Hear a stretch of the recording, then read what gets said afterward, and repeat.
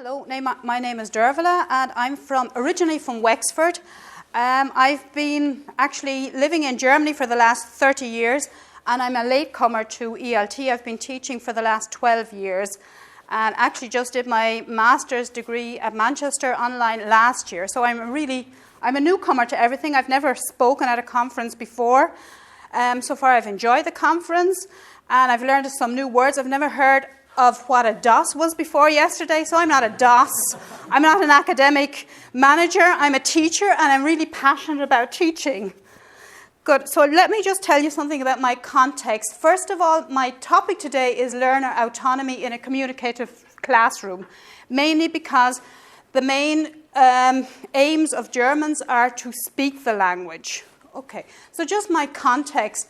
I'm a in-company English teacher living in Bavaria, and I teach mainly adults, and they are in many different departments from IT, marketing, finance to engineering. I also teach a few apprentices, and these are my youngest learners that I have. I also teach at a university. I don't teach students, I teach lecturers and administrative staff. So here I'm teaching just monolingual learners, and they're all German speakers, usually very, very small groups, between 3 and 12, on average about 6 participants, the level from A2 to C1. Most of them are between a sort of a B1, a B2 level. They have English once a week. So we're talking about a 90-minute session once a week. Could be over a period of 20 weeks. It could last for years in some companies. So basically, here a lot of the Germans have been through at school the grammar translation methodology. And when they come to me, so there's been so much input. And now they want to actually output. So they want to speak the language. So this would be a kind of a typical needs analysis. They small talk, negotiations at meetings, conversation topics, business talk, speaking about technical things, telephoning, emails, speaking practice. These are not really clear needs. You know, I have to really find out what technical topics. For one, it could be talking about a transmission, and for another student, it could be talking about, food technology. So, so I kind of thought, so the message here is clear. So the message, okay, doesn't matter. The message here is clear. They want to talk more. So the challenge for me is kind of focusing on speaking activities, either meaning-focused, form-focused, interesting and engaging speaking topics, speaking activities for different levels. So I kind of thought, how am I going to do this? So I kind of thought, if I get the students more involved, that they bring in information into the class, this will kind of help us to have more engaging, more interesting conversations. So I decided okay, so let's kind of promote learner autonomy. So here we have some definitions. Learner autonomy is a capacity for detachment, critical reflection, decision-making, and independent action. Or learner autonomy is characterized by readiness to take charge of one's own learning in the service of one's needs and purposes. So basically, if we look at the cloud there, we're talking about, that the students set their own goals, that they kind of make the decisions, that they're bringing material into the class, that they're sort of getting involved, and it's not me sort of bringing in a topic into the class. I especially if a student has an important meeting the next morning, I can't say, oh, well, today we have to do conditionals. I have to react. I have to sort of get involved and want to see how I can help my student.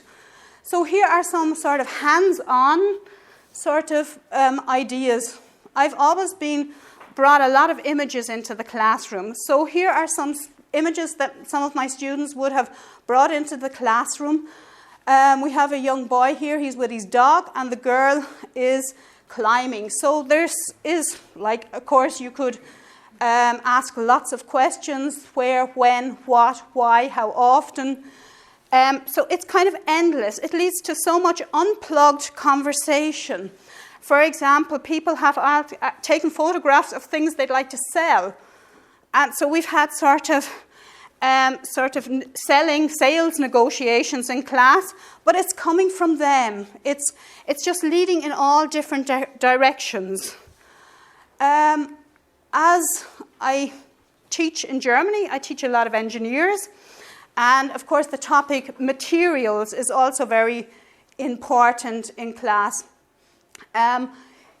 So we would do sort of the properties of materials and talk about sort of the different types of materials.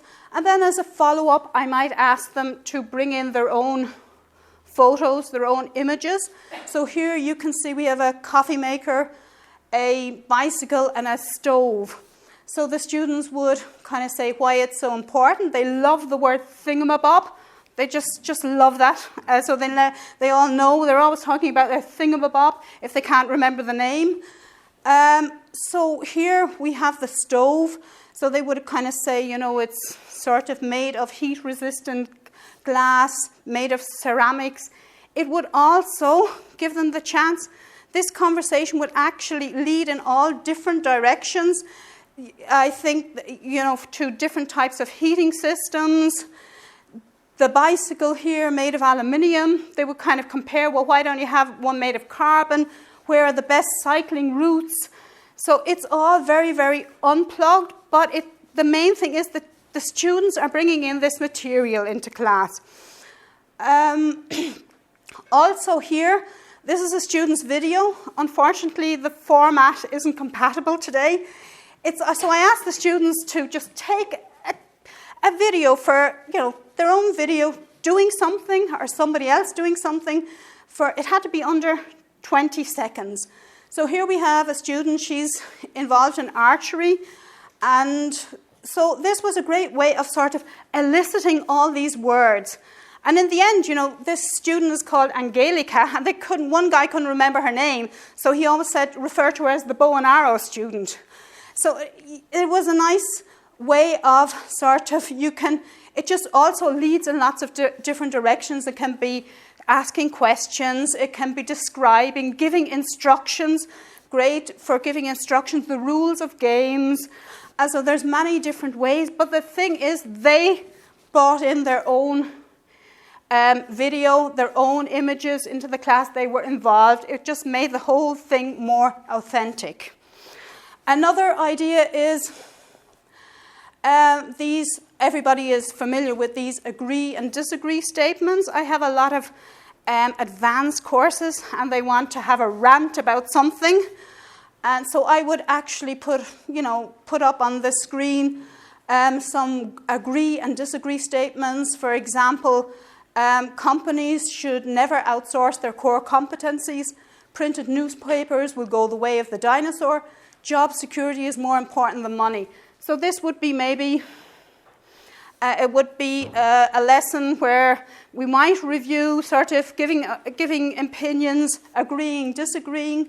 And then I would actually sort of follow it up, that I would send the students home and say, next week come in with your own statements.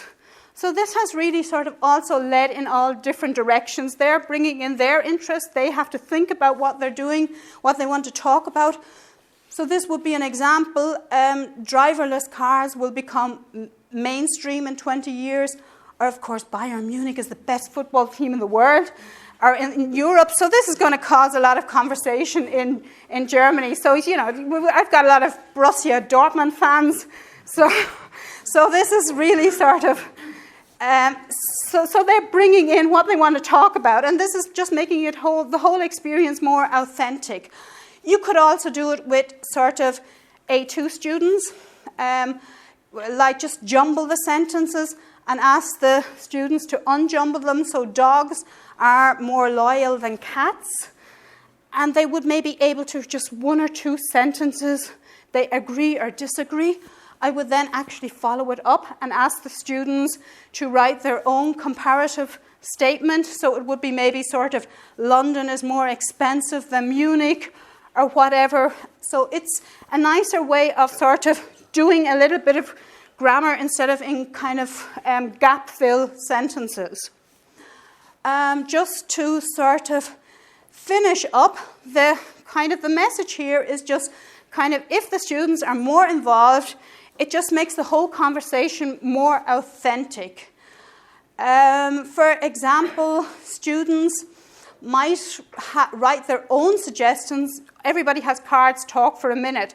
So instead of using my suggestions, the students would actually sort of write their own suggestions. So talk for a minute about your chair, your car, a film you watched recently. This could be done on paper, or it could actually be done. Is everybody familiar with the website Linoit? Yeah, it's a kind of a online pin board where you can kind of share all your ideas in the class.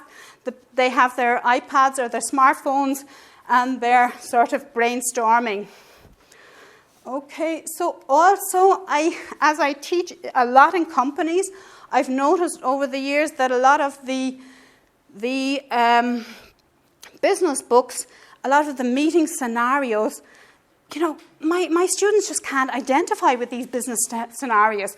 So I turn it around and get them to suggest what they would actually like to talk about. So in one company, the week before last, the one person wrote, outsourcing our travel management division was a bad decision. So this actually happened in their company, so they were able to, talk about it. And the same here, changing that to cut costs, they had to buy at least 25% of the parts from Asian suppliers. So this was a real situation. The message here is just ears and eyes, awareness outside the classroom. The news, bring it into the class, newspapers, images. You've got students going around Dublin. Why not take a photo of a nice building, bring it into class, talk about the building, whatever. And advertisements. I love advertisements. I was in London just before the Olympics, and I had a marketing group, and there were some fantastic advertisements. There was an advertisement for Cadbury's, and they were weightlifting. So I brought this into the marketing group, and, they had a ball. It just elicited so much conversation, and it all led to unplugged teaching, and that's what a lot of my students want, because they say when they're at a business meeting, they have to be spontaneous. So there's no room for all this sort of practice. Okay, and just interviewing. Why not interview the secretary at the language school? And so just the idea here is just open up your eyes, get out, bring pictures, information into the class, and have a good conversation, practice. Okay, thank you very much.